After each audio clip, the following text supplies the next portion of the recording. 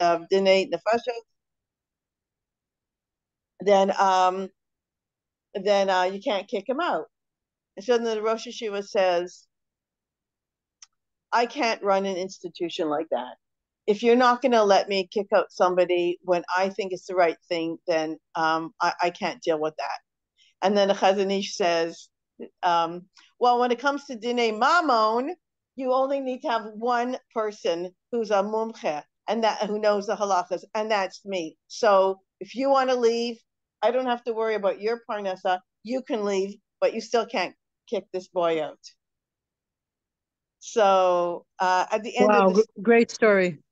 yeah, and this happened a long time ago. Not only did it happen a long time ago, the Chazon Ish, but Y.Y. Jacobson also told the story a long time ago. Like he knew it was, he knew what the proper thing is before it became like the in thing to do. And then it says that this person who was going to get kicked out ended up becoming a very big Rav. They said in the literature world, but it doesn't matter. But he's like he didn't just stay from. He became actually somebody very important in Klal Yisrael.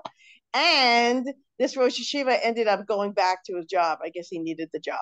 So he actually decided to go back to his job. So, yeah, I've heard it before, but then somehow I got it on the thing again. And when you see Y.Y. Jacobson tell the story from a long time ago, it's like so funny. He's like smaller and darker, and he's just, yeah, it's a great story. So I started I started listening to a shir. One of my favorite Rebbeim is Rabbi Ari Ben Shushan, and he's starting a new series. I put it on the chat. From the Beis Halevi, he wrote a book on bitachon. A book. It's like a choveret. It's like this big. It's like It's like this. It's very, very, very small in size. And I would really, whatever. So Rabbi Ben Shushan, he started off his class by saying, in a time like now, usually what I would say, because he gives a shir to people, right? He has this chevra who come to him once a week, and he gives a shir, and they usually choose a certain sefer. So he says, usually if I was going to give a shir at a time like now, I'd say the most important thing that we have to work on is achdus, right? And he said, but no, I don't have to give a share on that, because the achdus now is just so incredibly strong and beautiful, and like there's nobody's looking at anybody's what's on their head, how long they're covering their like it's all like what like, are you joking? Like the taxi, I took a taxi here, and the driver didn't have a kippah. He was joking around about, Yom Rev, Yom Revi. What was prayed on Yom Revi? And then I guess he saw that I was kind of like serious or whatever. And then he said, Shem Yazor, that this whole thing should be finished. Like whatever, we're all in the same boat, you know. Everybody has different koshis, but basically what I'm trying to say is at this point, what this Rav said, Rav Ben Shushan, he said the call of the day is to work on bitachon. So, I've been saying that for a while, but kal v'chomer, all the more so now that it just has to be that we, we just trust in Hashem, and anyone who's lucky enough to understand the Tehillim that they say, we're not the first ones. We're not the first generation that's being chased by enemies. B'kol dor v'dor, and yeah. So we are in chapter 6. Chapter 6? Yeah, I know. Chapter 6. Listen, actually, I was going to do a review of chapter 5. Yes, I'm sorry. The shir is dedicated to Devorah Hannah Bas Mattisyahu David and Miriam Bas Mattisyahu David and Sharon Ben Moshe and Bas Moshe. and that all the chayalim and the hostages should come home soon and bari and shalem, baruchnes megashmis, and come back stronger even than when they were there. I actually just saw a little clip, another clip of a soldier saying that somebody's davening for him, and he said he got two little things that happened to him that little, I don't know if they're little, that he said his boots were really hurting him. And then it happened to be that his friend had boots, I don't remember, extra, I don't know what, and gave him. And he was smiling when he was saying this. He said the boots were his size and they're so comfortable. And he's just so, he says, and he is attaching this to the fact that there's somebody davening for him. And then the other thing he said was that it happened to be that he was traveling his unit. I don't know, somehow he was traveling from the north to the south. So he was given permission to go home and see his wife and children and his 4-month-old baby. He said, yes, of course, it was very hard, but the simcha it gave him to hold his 4-month-old baby, he said, it just picked him up again and gave him more chizuk. So he was like saying thank you to all the people who are davening for the chayalim and showing that, we're over here davening for them, but that they feel it. That's what he was saying. He's saying we mamish feel it over here. He said right away he got these two things. Yesterday I had a bitachon moment. I used to hand out little what do you call it? Little pincusses, little notebooks to people to write down their bitachon moments, and it's something I recommend to do just because sometimes we feel A, where's Hashem in our lives, and B, I'm not so good on this bitachon thing, and then when you have a bitachon moment, you say, oh, it is sinking in. So I had this, when you have a list of things to do that you don't really feel like doing. So one of them was to go to a library and return all these books. And I don't like going in. I don't have a car and I have to figure out the hours. It's just like a pain, so I have to make sure I have when I can do it. And the bus goes at the right. Okay, fine. Tuesday morning, I found out it's open at 10 o'clock. I'll go and then I'll go to work. Fine. I get the books together. I realize I'm missing one of the books. And they're not books that I got out for myself. I got them, somebody else got them out for somebody else, and I had the privilege of the mitzvah of returning them. And I'm missing one of the books. I'm like, oh, shoot. So I called one of my friends who I thought maybe I'd lent it to. And she said no. And I'm like, this is such a pain. I don't need this right now. Like, where am I going to find this other book? And then I was like, stop. The book will be found. Hashem is going to help you. You're going to get through this. It's okay. Immediately, it came to my mind that, oh, right, I had shown it to one of my kids who likes to read English. And I called him and said, Judy, have you seen that cartoon book? He goes, yeah. So I got my Yeshua immediately because I had the big tachon that it's gonna be okay. It's gonna be okay. We're like, obviously, this is not like a story about like the war or whatever, but it's a story about like not freaking out. I think when we're going through hard times like now, like little things do freak us out. We don't have we don't have the cough to deal with even the little things. So anyway, so that was a nice bitachon moment. And I'll tell you something else. Anyone who was at the evening for Kever for Rachel Maynard.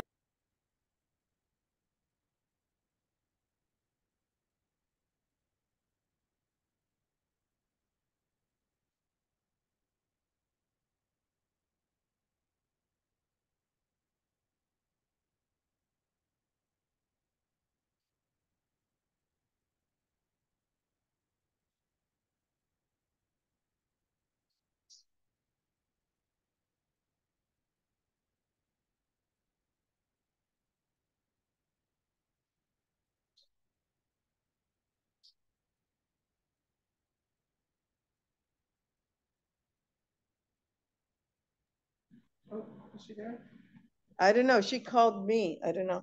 Okay. But all I wanted to say about that evening was like I just knew that it was something that I felt was important to be done. Evening on the schools of Rachel Imenu for English speakers. That was it. After that, I don't know how to do evenings. I don't know about microphones. I don't know how to do about locks and keys and combinations and whatever, but I just was like, okay, I just gave it up to Hashem and said, I'm doing an evening, to help women in Tzfat, and help Am Yisrael. And it was only because the bitachon that I felt like I was able to do that. So that's another bitachon moment or whatever. Okay, I'm actually trying to find this story in here, but I'm not going to waste your time about how bitachon during a war. Actually, I'm really sorry that I didn't look for it beforehand. But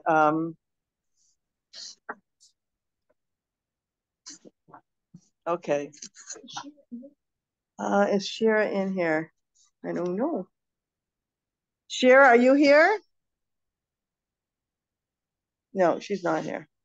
How are you doing with the whole issue with your son in the front? It really, and what's going on the news? I'll tell you, Shoshi, it really depends when you talk to me. It really depends. It's like I can't answer that question like on a general thing. In fact, I had kind of like a, I don't know, panic attack this morning. My heart was beating fast, and my breathing wasn't good, and I was kind of freaking out. So I called Elisheva because she also has a son over there, and she said to have a cup of wine. I actually didn't have the cup of wine, but I did calm down just after, I think, just talking to somebody that helped me and talking to her. So it really depends. I had this weird thing. I wake up every single morning. I wake up. The second I wake up, I'm freaked out. Hi, come in. So this morning I heard my husband. I'll tell you the story so you don't have to freak out like I freaked out. My husband has allergies. Nikuda. He has allergies, so he sniffles a lot. But for about, I found the story. Thank you, Hashem. This morning my husband was like sniffling. Hi, good morning. Hi.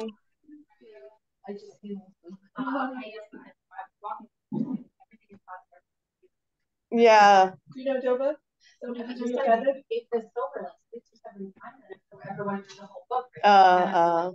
What's your name?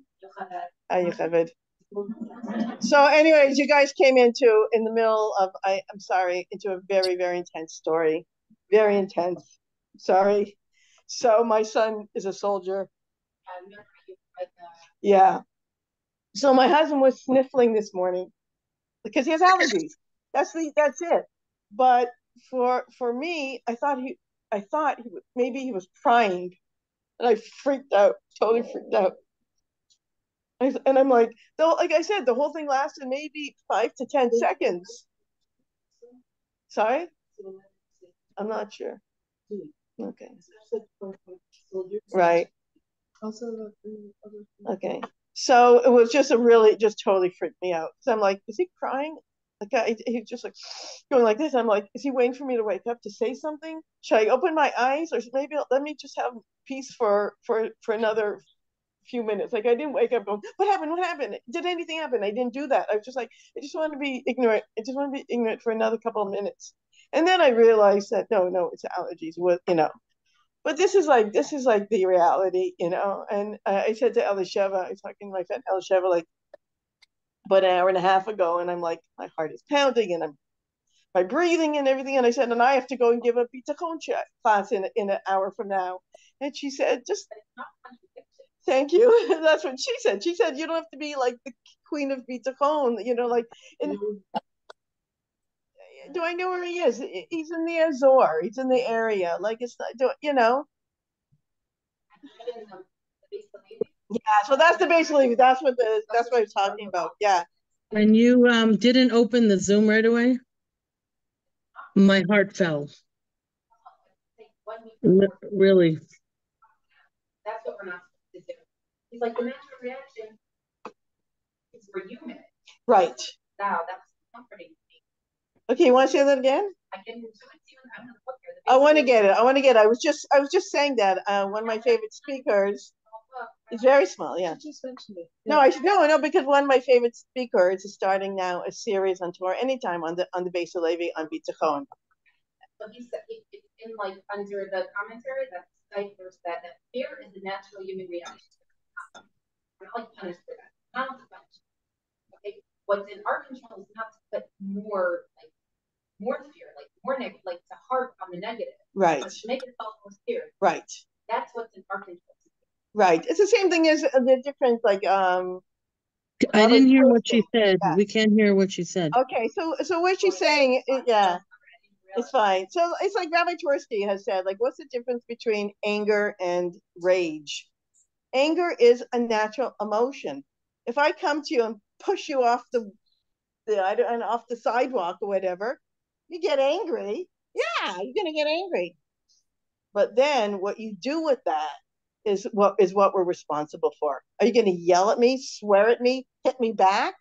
Or are you gonna be like, whoo? I mean, you could walk away, you could say you're having a hard time, you could do a lot of different, do you need money for therapy, whatever, there's a lot of things you could do, but that's what we're responsible for. We're responsible. So to get scared, we hear the siren or whatever it is. Some people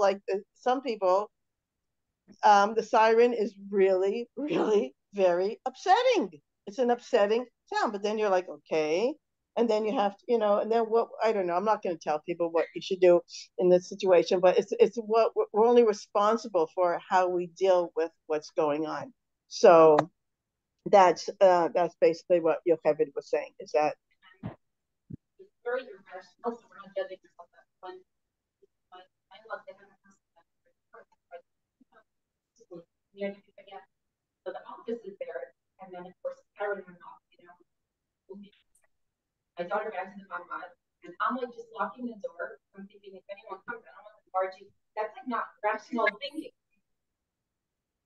They don't always think rational. 100%. I know.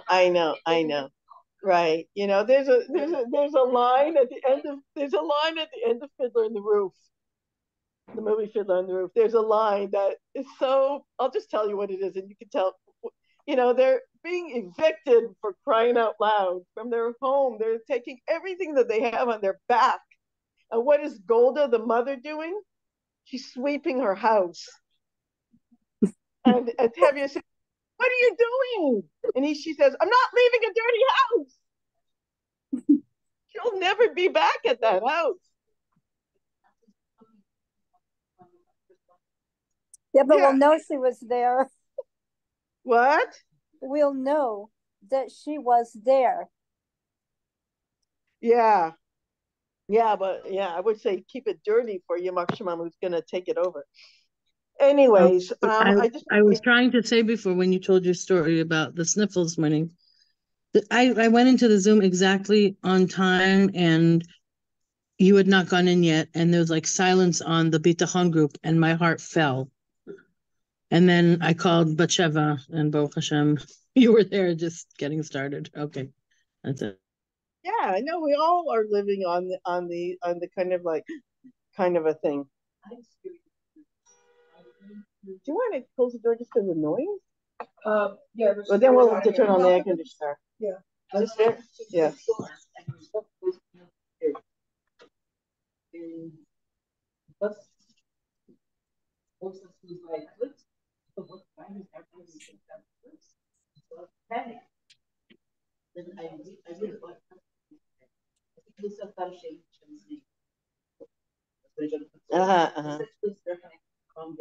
And I realized it's a new bus driver. Just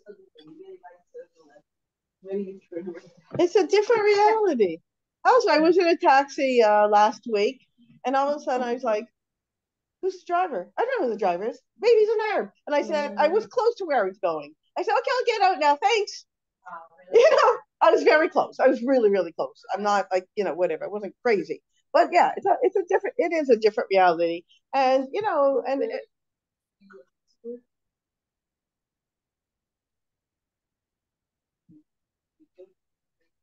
yeah, we're very highly triggered. Yeah.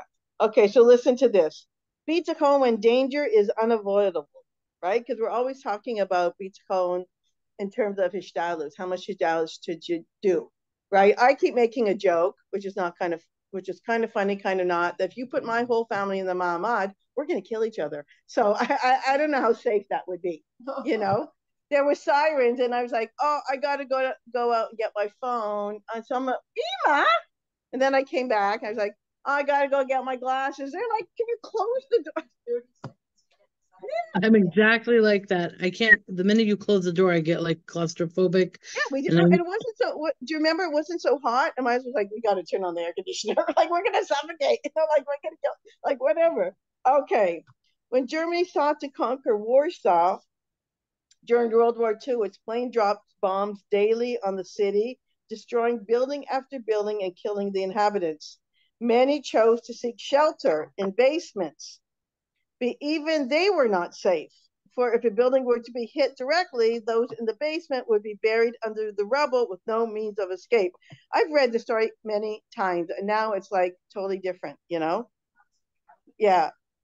At the time, the Brisker Rav Soloveitchik, now one of the Brisker Ravs wrote this book on the Beis Levi. I'm not quite sure how they're related, but they're related.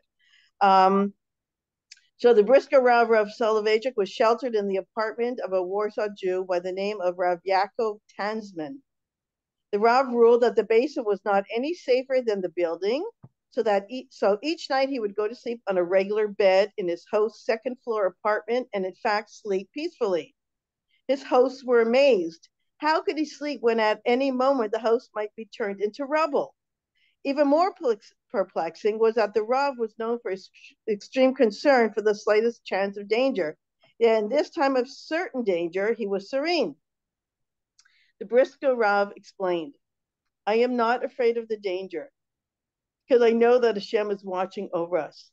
We see that David HaMelech, when in flight from Avshalom, trusted in Hashem's protection from the constant danger and said, I lay down and slept, yet I awoke, for Hashem supports me. When do I show concern for danger? It is not the threat of death that I fear.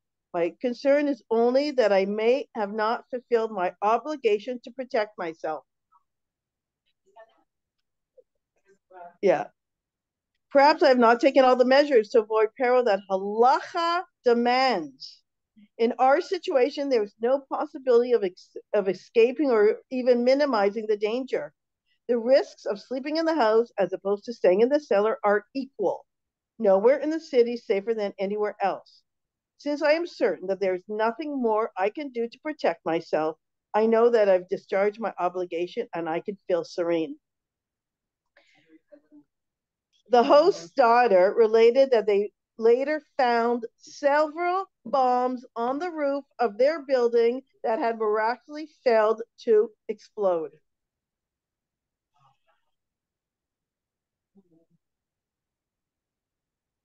You know, I put the share that I'm talking about on the chat, and basically was saying that we have to really have and this is what actually chapter 6 talks about. It's very interesting.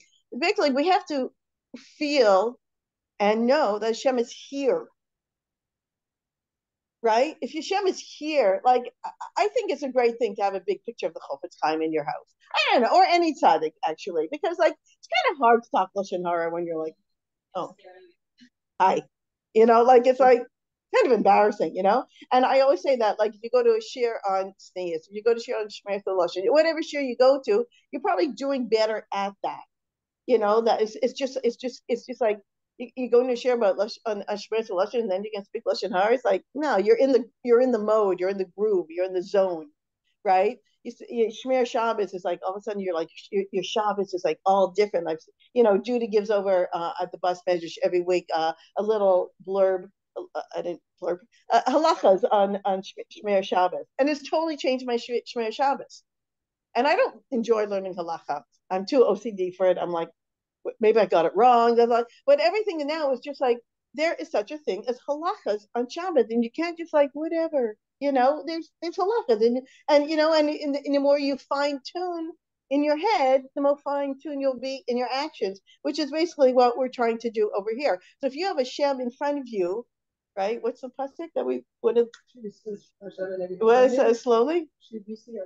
Shivisi Hashem keneged tamid. I should have a Shem before me always. I don't even know where that's from. You know where it's from? Tehillim.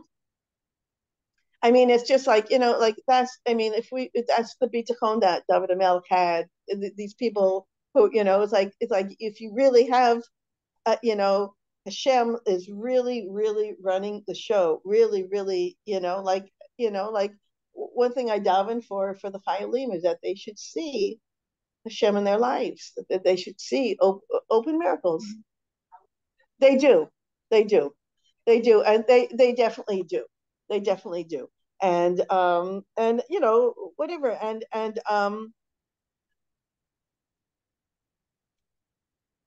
somewhere David Melch says, I have to write this down. I thanked Hashem, something like that, in the past. And the question is asked, why is it say in the past? Is that too often something happens to us and we're like, wow, Hashem, I had this thing in my bag for so long that I had to return to somebody, and then they walk down the street and they're like, oh, wait, I want to turn this thing to you. Oh, that was great. And you're like, so thankful, Hashem, thank you. That was such a process. I've been wanting to do this. And then you could tell somebody the story and they go, well, don't they walk down the street quite often? I mean, it was the Midrash. Like, that's such a great story, Doba. Like, and then you go, oh, okay. And it ruins it and it deflates it. And that's why it says, I thank Hashem. Like sometimes we no, I don't care. There's certain people, you ever notice there's certain people you never see? There's certain people you just never run into. It's like weird. They live in Tzfat, you live in Tzfat. Miriam Butzer gave a share, and we were talking beforehand a few times, and we figured that when we would see each other, we would recognize each other. She's been in this spot like 40 years. I've been here like 30 something years. We saw each other like, no, don't recognize you. Isn't that crazy? It's like, I know, but we just don't run into each other, whatever. So when something happens and you want to thank Hashem, go to the side of, okay, well, maybe this is not such the greatest miracle, but you know what? Thanks Hashem anyways, because there's, that person could have come 5 minutes before, you could have come 5 minutes late, whatever. Yeah, just go for the thanking of Hashem. So I was just going to do a quick review of chapter 5 and then start chapter 6.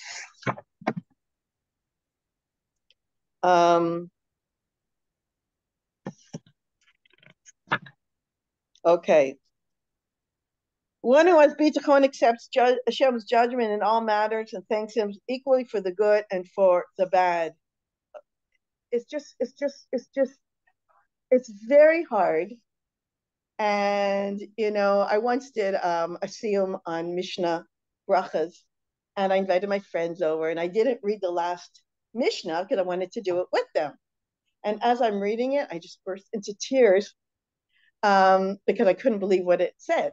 I didn't know that straight from the Mishnah that chayav, I don't have the Lashon in front of me. I do have it somewhere. What? Right. Chayav adam lodot al ra. Levarech ala ra, kisha mevarchim ala tov. It's a hard one. It's a real hard one. And I think in a situation like this, is like some people are trying to like use their imaginations to make themselves feel better, like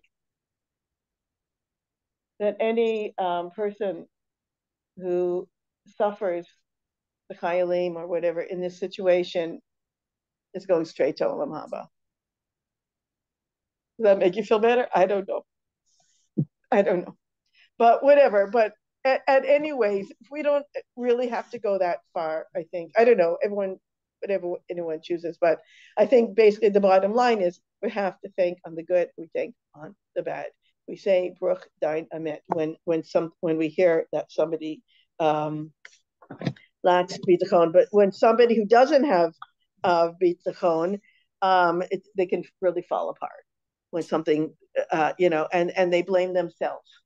Because if I would have done this and everything's me and I should have been here and I should have been there and I should have done this job and I shouldn't have done this job and I should have called this, a person can really, really go crazy. Really go crazy. That's the first one. The second one, the one who has bitachon is content with his present situation, at peace about the future, for he trusts that whatever Hashem brings is good for him. One who lacks bitachon is dissatisfied even in good times because he wants more, and surely in bad times, and he constantly worries about the future. So it's basically, if you don't have bitachon, you're a wreck all the time, because even if things are good, well, how long is it going to be good for? For sure. For sure. No, right. For sure, there's levels, and I'll tell you one of the highest levels, and this boggles my mind because, and this is like in the last chapter. One of the highest levels is that a person wakes up in the morning and doesn't wish his situation was any different. Completely thrilled with your husband and your children and your financial situation, and this is perfect. Why is it perfect? This is what Hashem has given me. That's very high level. So why would you pray? Because let's say, for example, somebody really can't pay the electric bill, right? So you say, I know that this is the situation I need to be in. For example, now I'm going to daven my kishkas out to Hashem to help me with parnasa, and davening is a schut. It's a wonderful thing, because then we're, and then what? Right. You're okay with it.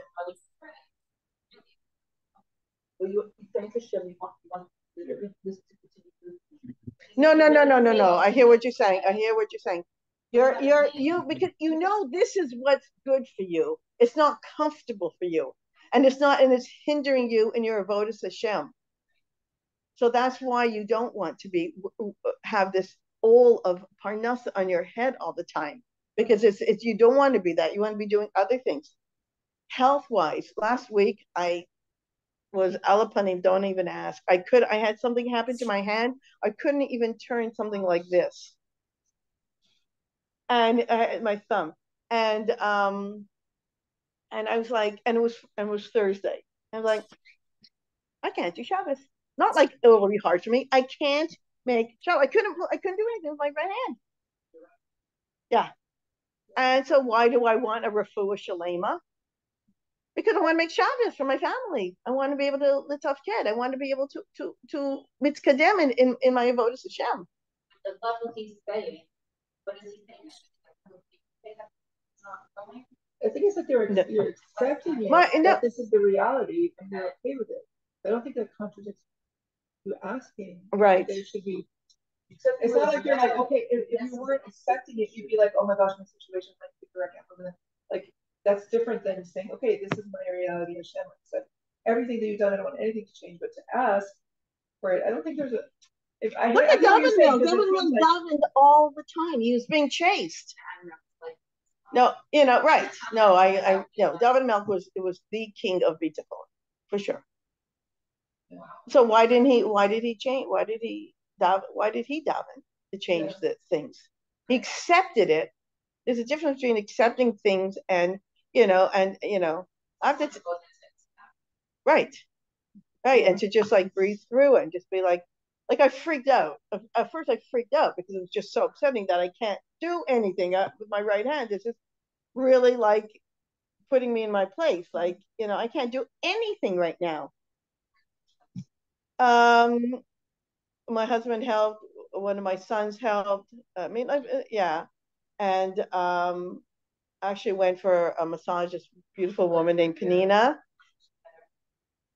Yeah. So she helped me, and she really actually did a lot. And then slowly, it got better. But it was just so crazy. It just happened. When I say pitom, I was walking with my friend. She's a witness. I was walking with my friend, and I said, ow, ow, ow, ow, ow. And it was just like all of a sudden I just got this sharp pain and wouldn't go away. Stress, I don't know. Yeah. When it was Bitachon realized that Hashem controls his income, so he does not become excited about his occupation if it is successful, nor quickly abandon if it does not provide immediate success. One who lacks Bitachon believes in his own efforts, so he becomes infatuated with any vocation that brings him good fortune, and quickly discards one that seems unsuccessful. So it's like there's people who have stories that I don't know, when was it where there was like the something crashed. What is it called? I don't even know what it's called. Thank you. Right, when people became poor overnight, stock market. I know when that was. There's things that happen, or all of a sudden, like a person's house like burns down, or chas v'chalila, or like I don't know what's going on. I don't even understand what happens when people are.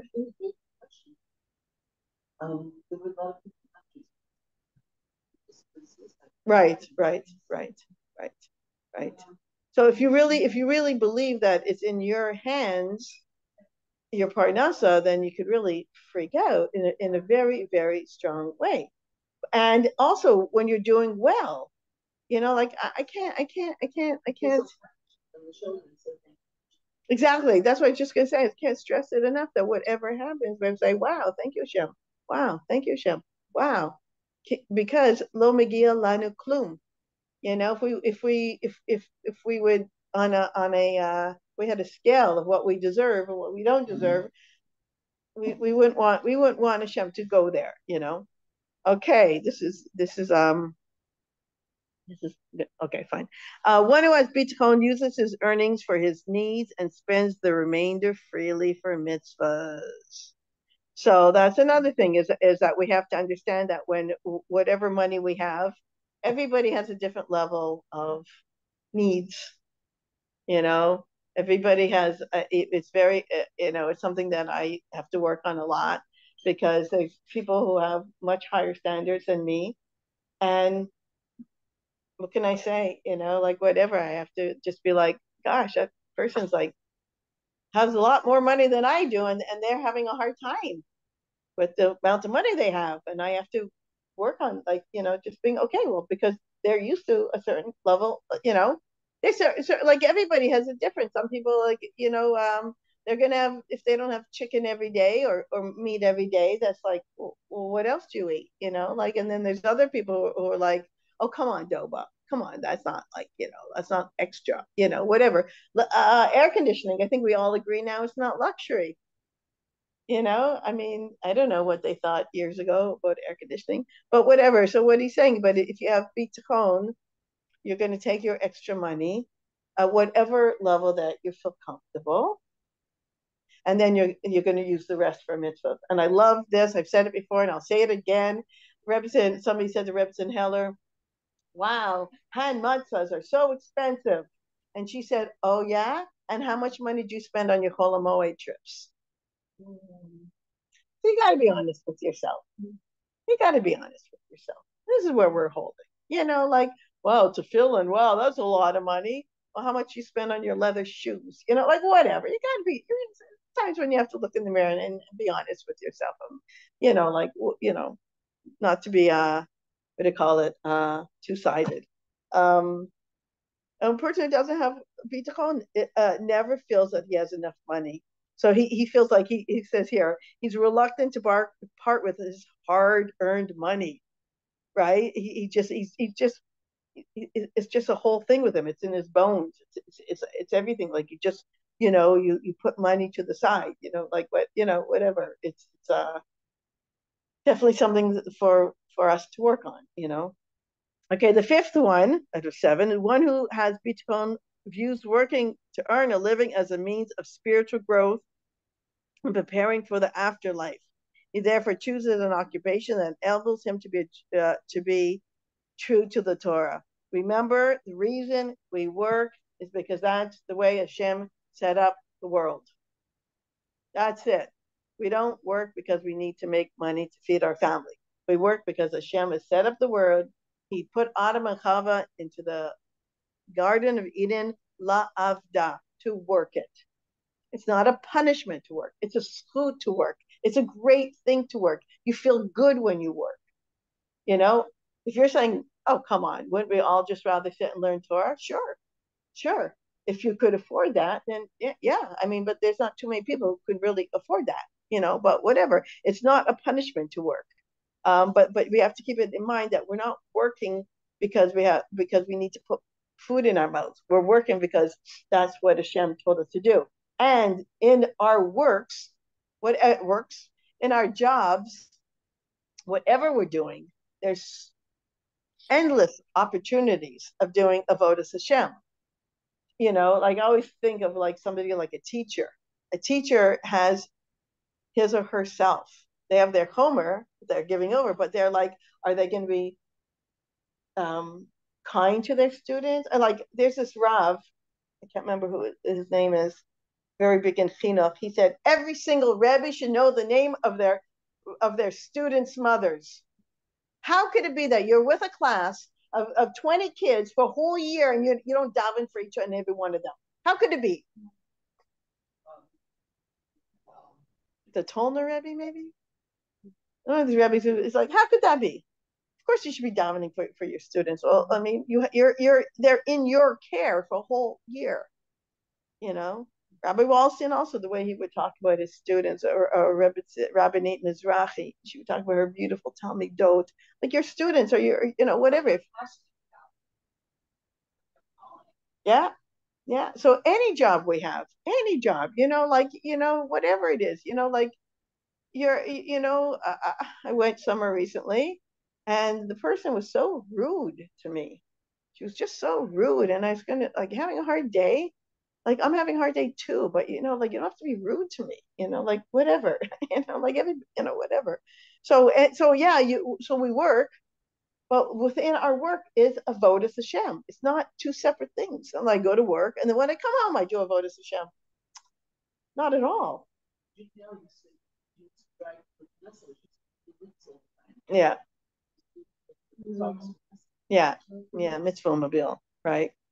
So one who lacks bitachon views working as a means of amassing wealth through his own efforts. He's thus willing to give up any means of making money, even if it's disgraceful and comes at the expense of his Torah observance. You know, like whatever. There's people who really, really go and do these crazy things so that they'll make sure that their job is that they can catch a minion. You know, whatever. Or, you know, people have whatever. This is more like for the man, I guess, I think. You know, like when they work and then they have a break. Let's say half an hour break. And it takes 10 minutes to eat a sandwich. So they have time to open up a sefer. 5 minutes. Say some tale. Whatever. Working is not, it shouldn't be, there's work and there's avodas Hashem. I'll tell you something. My job is I kind of like babysit for like a 91-year-old woman. And she has a 24/7 Filipini, and I go and I give the Filipini break. So I once asked Shaila, I said, it was a fast day. And I said, should I not go to work? I won't get the money. Should I not get paid by the hour? Should I not go to work and fast? Or should I go to work and maybe I won't be able to fast? He said, you should go to work and you shouldn't fast. Your job is a mitzvah.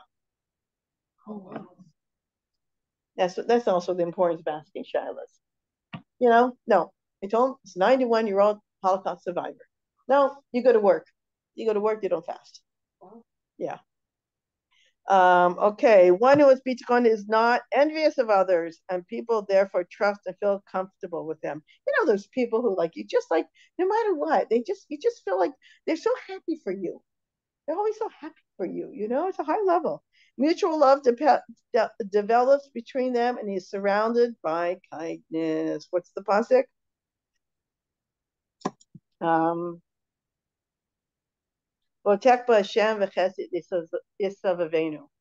one who trusts in Hashem, kindness surrounds him, and you see it. You see it. It's almost like I mean, I've had this happen to me. It's almost like I don't know, like a cloud. Like you know what I mean? Like this thing that when you exude bitachon and you exude kindness and happiness for other people, you're just there, and then it comes back to you. It's a beautiful thing. One who lacks bitachon is jealous and accusing, blaming others for any want that he suffers. His negative attitude causes people to hate him in this world and Hashem to scorn him in the next world. I mean, and that's one of the reasons why I think it's really, I mean, a lot of people have said that, the danger of watching the news, besides freaking people out, which is a huge thing, maybe the biggest thing. But the other thing is, who cares what Biden says? I don't get it. Who cares? Netanyahu. Who cares? Another pasuk. Hashem uses leaders as puppets. You know the pasuk I'm thinking? Yeah. Okay. What is it? You want to say it louder? Do you guys hear it? Okay. Leiv sarim v'malchim b'yad Hashem. I think so. Yeah. I mean, I don't know, but I don't know. Listen, if somebody's not following the Torah and doing Das Torah, then it's really What does this mean in English? I'm sorry, you're asking two questions. It means it means that the hearts of rulers and kings are in the hands of Hashem, meaning that the leaders are puppets. Listen, they're going to get their reward or punishment. They have free choice, if they're going to do things against the Jewish people, but really it's just there's a plan, I'm sorry, what were you saying? Thank you.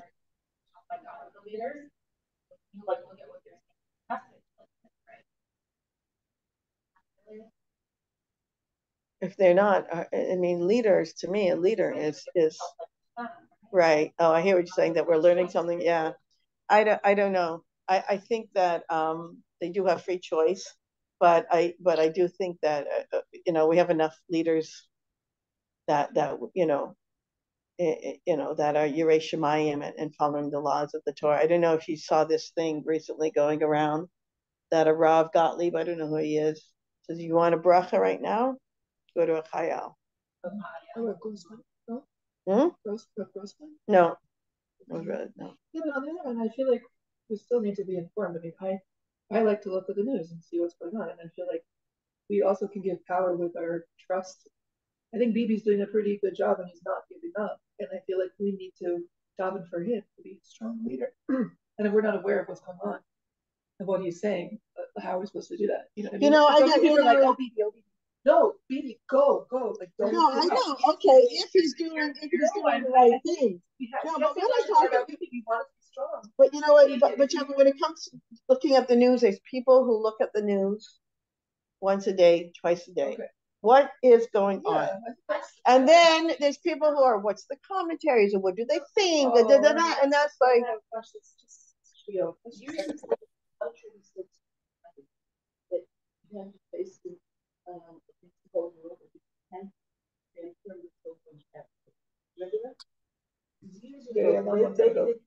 the 80s or something. Then maybe the United Nations. Right. Okay. Was that the time also when he said that he was going to be the prime minister when the ship comes? Okay, the last one here is, one who has bitachon understands that life is temporary and thus does not grieve when his material wishes are not fulfilled. He spends his time preparing for his final day and does not worry about future needs, because just as he relies on Shem that he will live, he relies on Shem to provide his sustenance as needed. So it's like instead of like getting into this thing about like everything is like now and what's going to be and what it's just like, hold on a second, like the story says, like people say they're not afraid of dying. It's not the dying part. Yeah, it's living. I want, when I'm living, I want to make sure that I'm doing things Ratzon Hashem. I want to make sure that when every single day I'm doing something for another Jew, every single day, that I'm bringing godliness, holiness to the world.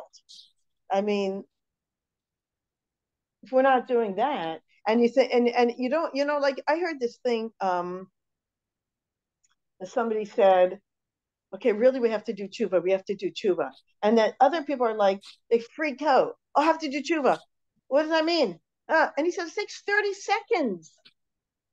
To do tshuva means just be cognizant, to be aware of Hashem, and I want to improve, and I'm sorry for the bad things I did. You did tshuva. Okay, there's different levels of tshuva, and I'm not here to give a class on the halachas of tshuva. But don't just get like, oh, I have to do tshuva. Right. Okay, should I write down no. Hashem, I want to be a good person. I want to be a better person. Everything I did, whether it was yesterday or 10 years ago or 30 years ago, I'm really, really sorry. And I'm sorry. Why? Because it made me further away from you. And all I want is to be close to you, because that's all I want in life, is to have devekas to Hashem. And that's it. And basically, the bottom line is, many people have said this, and that there's different people have different jobs in a war. And, and I've said this before, am I happy that my son is down there? No. Do I want him to come home? Yes. Do I want him to come home today? Yes. 20. And basically, this is my avoda right now. This is my avoda. My avoda is, am I saying more Tehillim than usual? Yeah. Yeah. I mean, so basically what I'm trying to say is that we're in a situation now that basically everybody is on board. Everyone's on deck, whether you want it to be or not. We don't have a choice. And this is a time of pushing ourselves in whatever way that we could do it, whatever we can do it. And everybody is saying that. Everybody is saying that. It's not a time to just, like we can't turn off and go into our own selves and get depressed and stuff like that. We can't do that. And if a person does do that, then they have to get help. Well, in whatever way, they have to get help. I have to say that this was very interesting. Anyone who knows me would laugh. But when I was getting this massage from this woman she was just really sweet, because not only was she giving me a massage, but she was talking to me about Rachel Imenu, and she was talking to me about my son, and what it's a mother, and she was talking about like even a part of my body, like she was saying it gets affected because of birthing, whatever. Like she was bringing the whole story, and it was just but my point is, she said to me, Doba, have you been able to cry? And like anyone who knows me is like, that's a joke. I'm a faucet.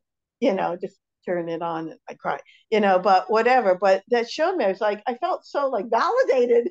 Like she was in the middle of the tea pool thinking, if this woman is not able to cry, I'm going to help her to open things up to cry. So crying is okay, and it's good. And Rachel Mivaka al Banea, and Leah cried, and and so I'm not saying that we're like we're all jumping up and down right now. We could cry, but we have to like just keep forward. And I just want to end with this story, which is one of my favorite stories about crying. Is about chief rabbi, the Ashkenazi chief rabbi, Rabbi Lau. He's famous. He was the little boy in those Holocaust pictures, right? So an American soldier was rescuing him, and he was just like completely straight faced, and he said to him, little Yisrael, he said to him, I came to save you. You can smile now. And he said, I don't know how to smile. and I don't know how to cry. He was numb. Later on, 20 years later, he was standing under his chuppah. He felt something wet on his cheek. And he was like, he didn't recognize it. He's like, oh, this is a tear. He said, now I see there's hope. He said, destruction has finished, rebuilding has started. That's a long time. It's a long time, but he got there. He got there. You know, you hear all these Holocaust stories of people who were devastated and finished, and their lives were over. We don't judge any of them. And then you hear the stories of the people who somehow they were able to hold on to their emunah, and they had the bitachon that this is going to end one day.